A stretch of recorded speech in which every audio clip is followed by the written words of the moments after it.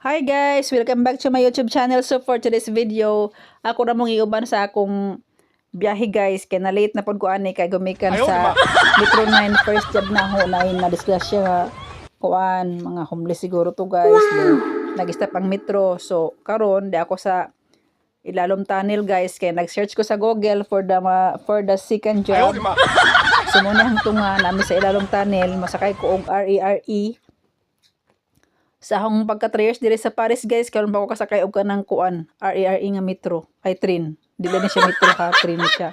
Kaya ang metro mo ang mga kuan kanang mga metro lang na murag kuan train ba sa ato nga LRT, MRT.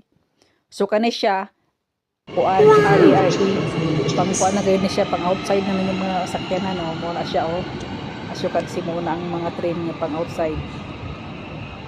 So gahuwat ko anag kanang train kay 10 minutes pa na siya.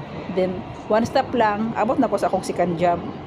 Ako na mong ipakita guys. Late na ba ko ana? 1 hour na akong late na. Muna na siya guys, ang RERE.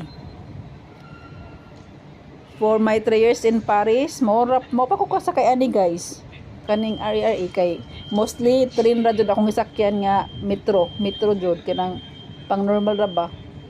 Kani man gud siya kay pang outside din siya guys. Kanang mga layo-layo na bitong mga biyahe nimo diri sa Paris, sa France, south of France, north of France ganun. So mao ni siya guys. Ako ra mong gipakita. Thank you for watching guys. Please don't forget to subscribe my YouTube channel. It's Maricha's Vlog. Bye.